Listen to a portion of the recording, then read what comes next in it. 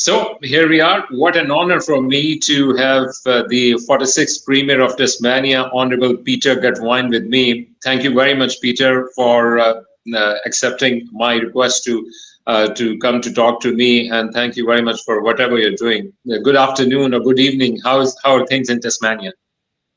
Well, good afternoon. It's about 4 o'clock in the afternoon here. So good morning or good afternoon to wherever you are too, Aqeel.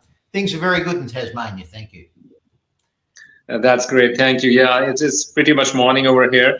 So I got to know about you because of the walk you carried throughout Tasmania, and then you continued that from Launceston into Canberra. And that really inspired myself because I am planning to move there, and the work which you have been doing has been inspirational. But looking at the politics canvas overall, we see a lot of argy-bargy and some mudslinging going on, as if we take the example of US elections. But the way you have been managing, or the leaders from your part of the world have been more empathetic or more kind towards the problems of the people. What do you think is the most important trait for yourself, which has carried you from business or perhaps from doing a job into coming into politics and then leaving politics? So what is the one personal trait which you would like to highlight as being the most important to you? Well, look, I think fairness is an important personal trait. And what I mean by that is that I've always felt that if you treat others as you would like to be treated yourself, then generally speaking, the world's not a bad place. You will always find, I think, that if you're fair and just in your dealings with others, then generally you can expect them to be fair and just in their dealings back with you. Very nice. So if you just close your eyes and consider yourself, if you're living in perhaps Central Europe, from perhaps your father came from, or in England, as compared to Tasmania. So what I want to ask is that, do you think there is an influence of this island nation on your upbringing and the kindness which we see in your acts and the leaders which have been around in Tasmania? So do you think there is some influence of living in Tasmania on your kindness which you have been carrying through? Look, absolutely. I think Tasmania is a state of Australia, but we almost like to think of it as a country in its own right, is probably a fair way of putting it. Because we are separated from the rest of the country by Bass Strait, and we're not one of the states or territories that has a line drawn on a map to distinguish its boundary. We've always been, in effect, a standalone state, always a part of the federation, but in Tasmania, we've generally done things our way. And over time, growing up here, I was born in the UK. My father was born in Yugoslavia, or in a part of Yugoslavia that was excised off Austria after the First World War, and then post the Second World War, he was a refugee and then migrated twice to Britain, and then from Britain to Australia and Tasmania. Look, the island is a fantastic place to live. Small population, under 600,000 people. And I think it was demonstrated during COVID how the island pulled together. I've said on a number of occasions that there were the most extraordinary examples of a common humanity that were displayed across Tasmania, as Tasmanians, regardless of colour, regardless of race, circumstance or background, held out their hands to other Tasmanians and helped them through it. And I must admit, I drew great strength from that, and I think it just is symptomatic of the island. Very nice. Very nicely put. I really appreciate that. So you have that background. You mentioned your father came from Eastern Europe, your mother from England, and you came all the way into Australia and then in Tasmania. Do you know what was that one thing which brought you guys into this island nation? Because maybe your father would have opted living maybe in Victoria, New South Wales. Did they tell you that what was that one thing which brought you guys over here and you got settled in Unumara? Look, what was interesting at the time, my father, who left school at a very early age and it was generally unskilled. He was working in a weaving mill in the north of England, in a textile mill. And at that time, Tasmania had a very strong textile weaving sector. And so his first job here was working in one of the weaving mills that operates here in Launceston. And it was largely that opportunity to have a job upon arrival. But I do know that they had been in discussion with others, but in those times, it was by letter, so monthly letter writing. And from others that had come before them, they understood that the climate was similar to Northern England, where they were from. In fact, the sun shines a little bit more in Tasmania than it probably does in Northern England. And so the climate was right, there was a job, and they felt that there was a better opportunity for their children here in this country than what was available to them in England at the time. Very nice. So I heard you mentioning about a letter to your younger self when you were talking to Rick Godard on ABC Breakfast Show, and you mentioned about wearing secondhand shoes and makeshift trousers, which perhaps your mother made for you while you were going to play footy. So do you think with the immigrant families nowadays, this resonates, the challenges which you guys faced being a young family settling into Tasmania, with the immigrant families who are perhaps coming these days? The financial challenges are still the same, or perhaps the things have got changed over the period of time? Look, I like to think that things have improved over time. But look, we were, I guess as a family, we'd be described back then as economically and socially challenged when we first arrived here. The truth of the matter was we were just dirt poor. And I had a father that struggled with the language when he first arrived here. And so it was a challenge. It was tough. But one of the things that I'm really proud of is that my parents looked at adversity as a way of creating an opportunity.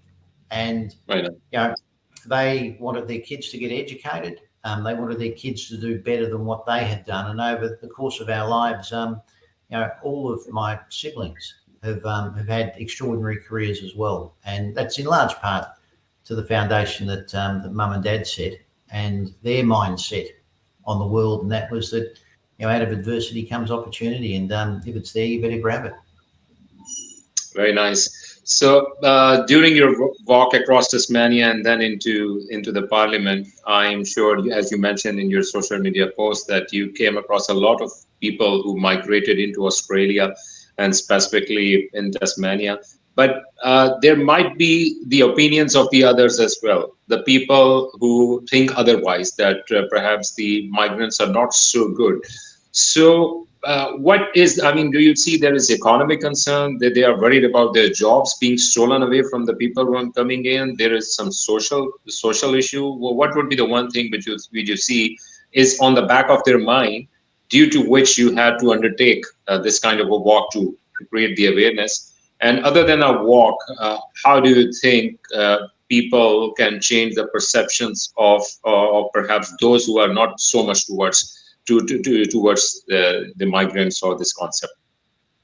Well, Aqeel, that's quite a few questions. But look, the walk was driven. I was motivated to do the walk after reading about an incidence of racism. Now, I believe that Tasmania and Australia as a country is an inclusive place, and generally it's a respectful place.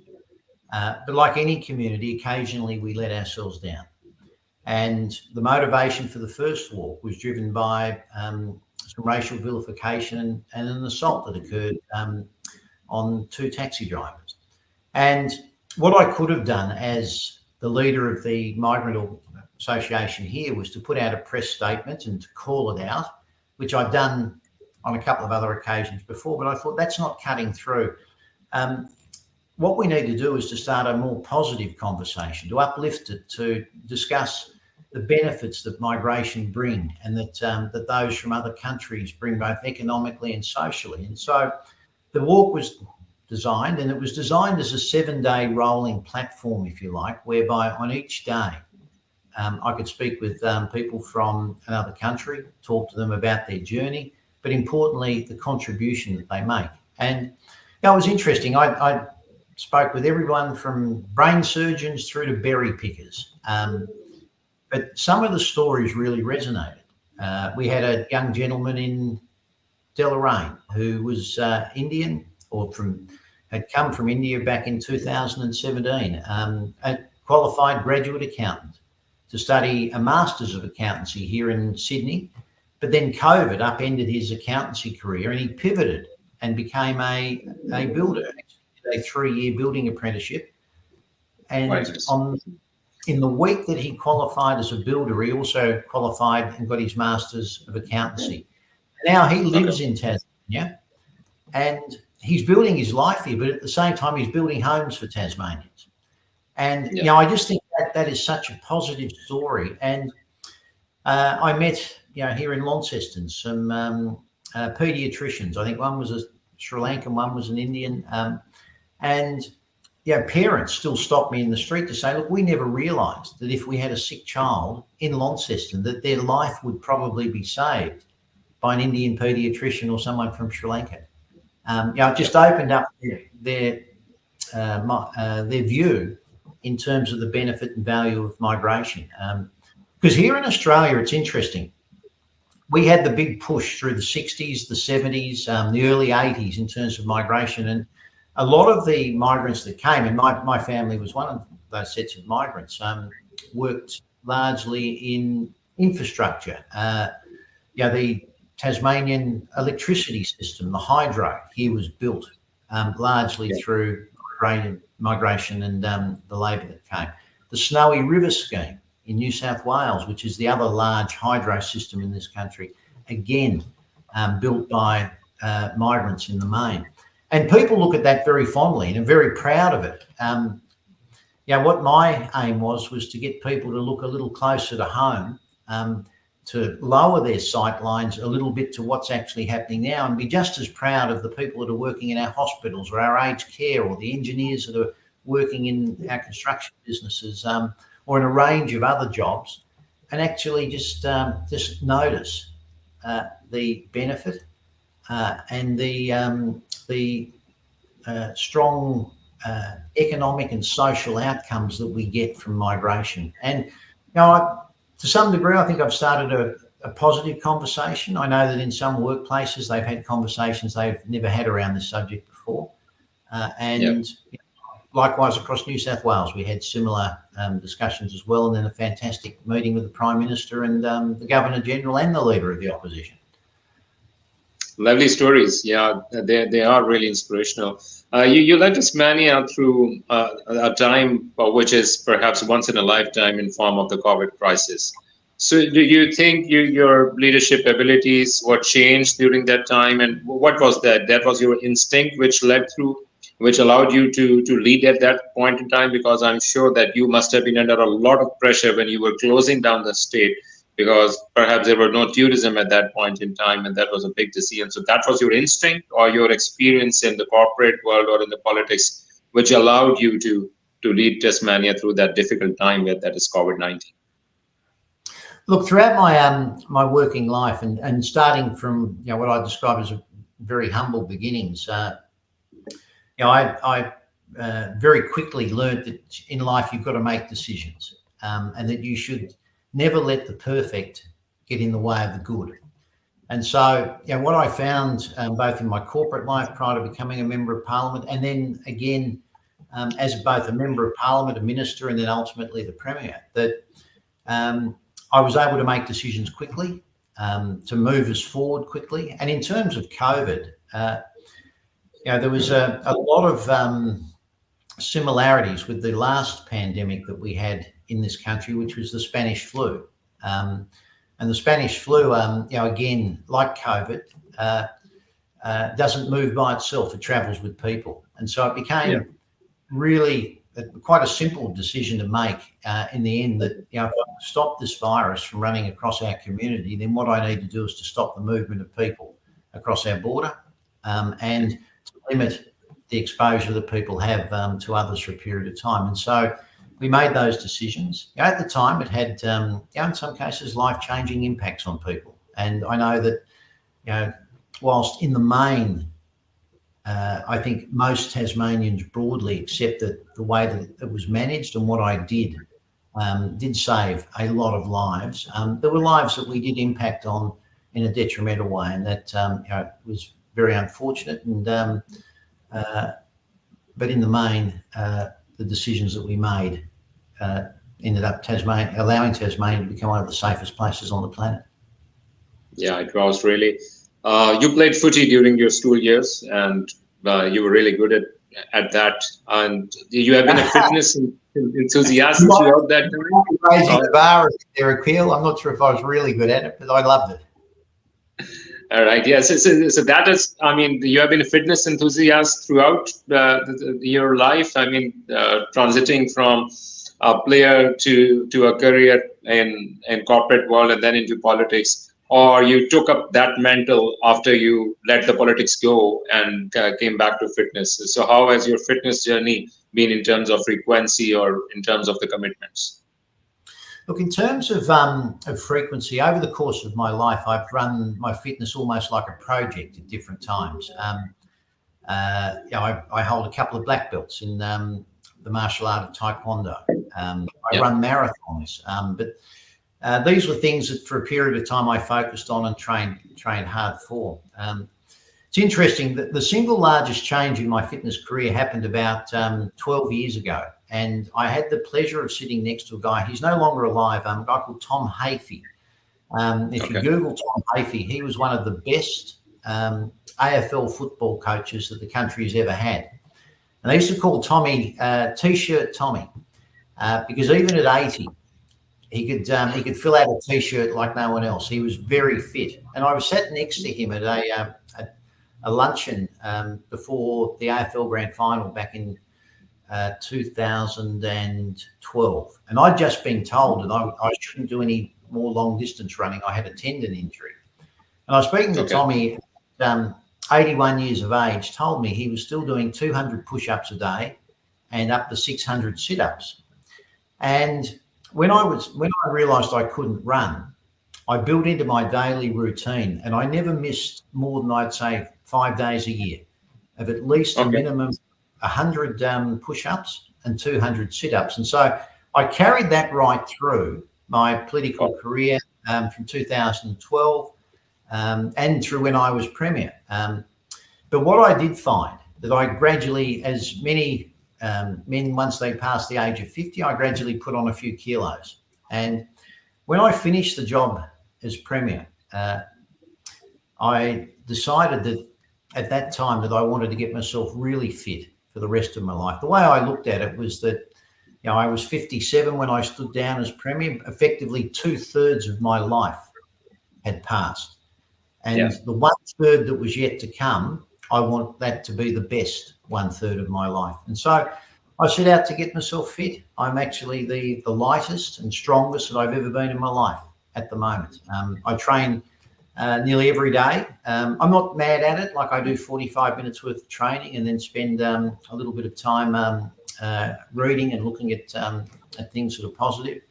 But what I've been working on is that there are 168 hours in every week, and we should be able to find at least 7 of those hours, about 4.5% of the time, for ourselves. And so each day I spend about an hour just on myself, doing some fitness training, a little bit of work in terms of my mind. And I have to say, I've never felt fitter, never felt stronger, and my well-being has never been better.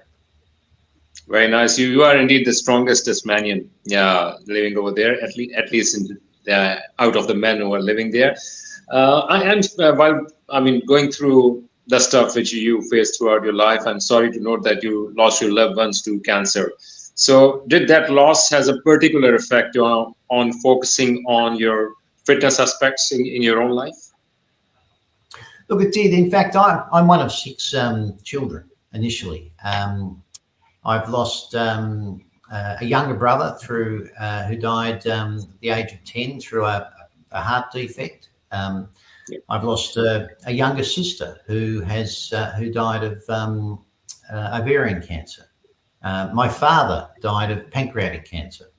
And those two cancers, my sister and my father, were very close together. And so, I think most sensible, normal people, when you see that sort of outcome in terms of the health of people that you love within your own family, it would be usual to focus a little bit more on your own health and your own fitness. And so I do. And since Dad passed and my sister passed, I've been very mindful. One of the challenges here in this country, one of the worst cancers we get is melanoma and the skin cancer. So I've been much more mindful of that over the last 5 to 10 years than what I've ever been in my life.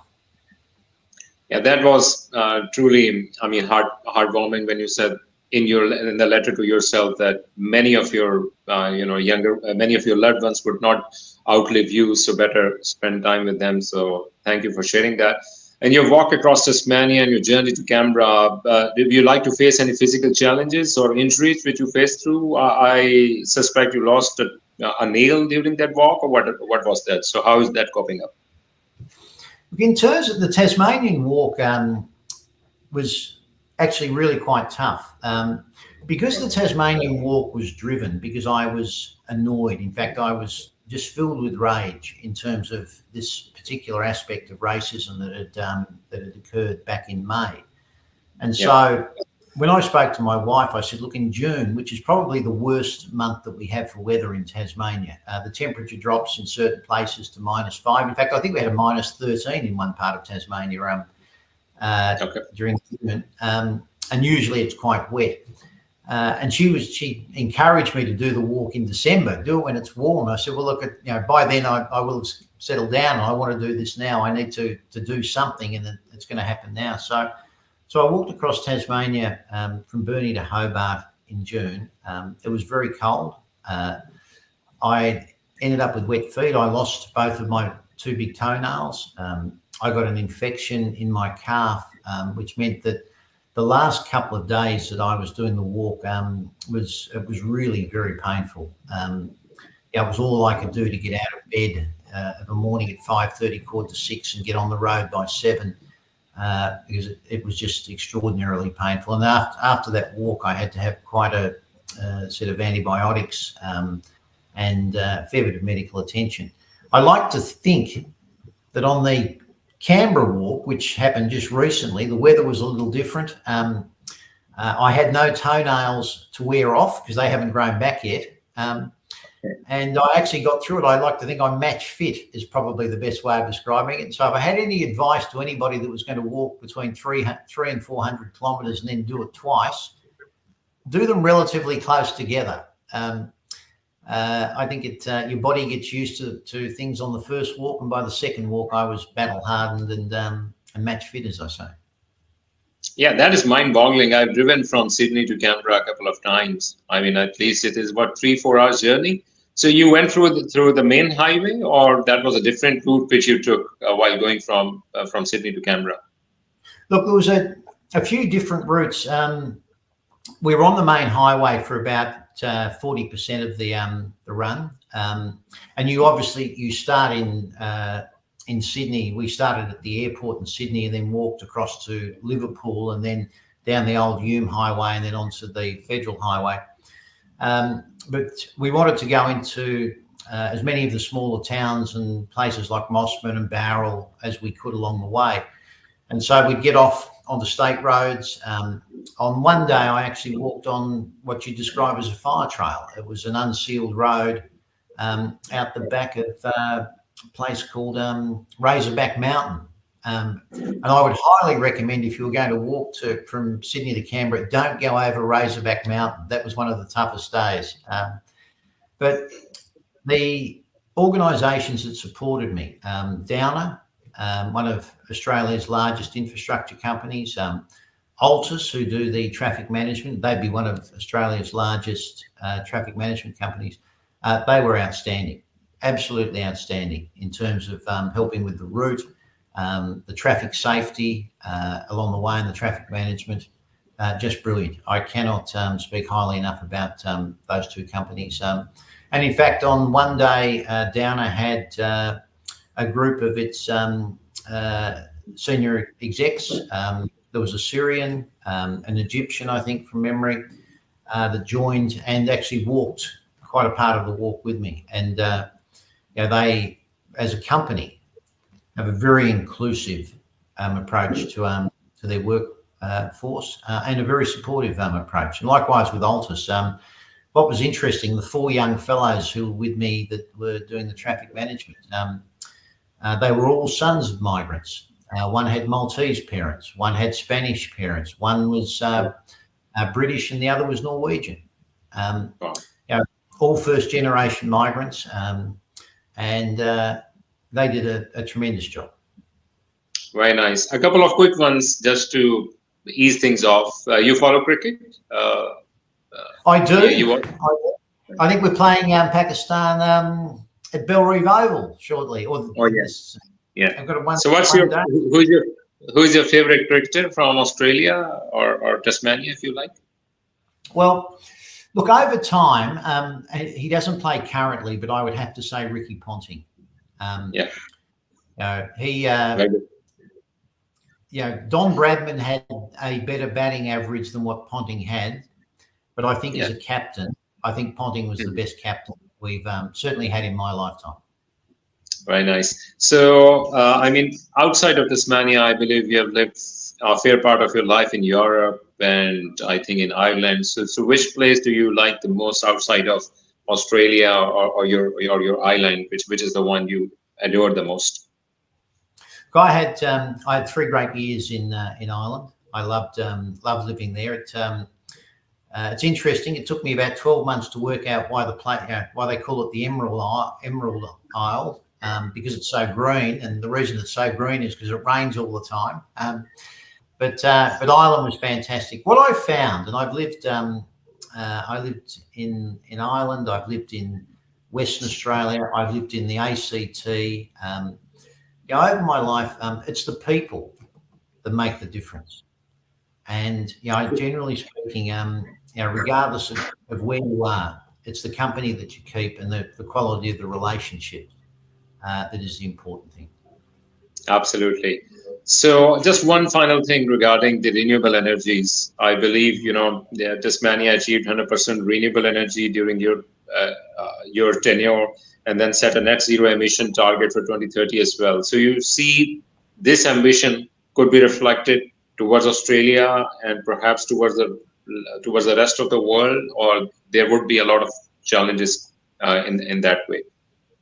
Look, I'm glad you've asked that question, because I think one of the things that I was very proud of was that when I was Premier, we did achieve the ability to generate 100% of our needs from renewable sources.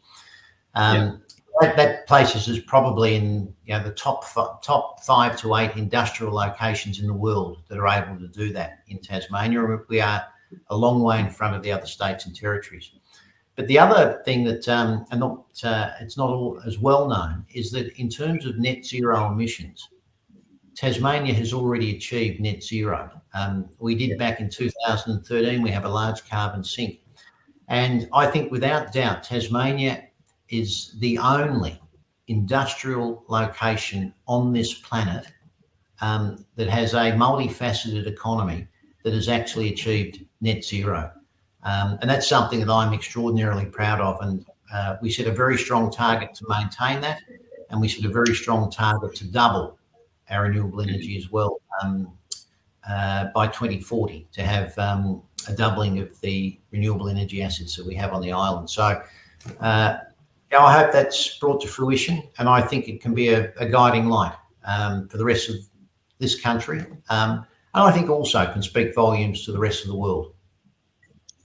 Very nice. Just before, I say goodbye. So you got your push-ups for the day today, or you still have to work out for the day? No. I was at the gym this morning at 5:45, and so I've ticked that box, Aqeel. So that's done. I might later this evening go for a walk. We've got a dachshund dog called David. and he enjoys an evening walk, so I'll probably take him out for a bit of a stroll tonight. Sure thing. Have a great evening, Peter. I'm still really excited. I mean, there's energy going on throughout my body. Good talking to you. So all the best, and thank you very much. Continue doing the good work. Thank you. Oh, Aqeel, thank you very much for the opportunity. Appreciate it. Have a great day. Thank you.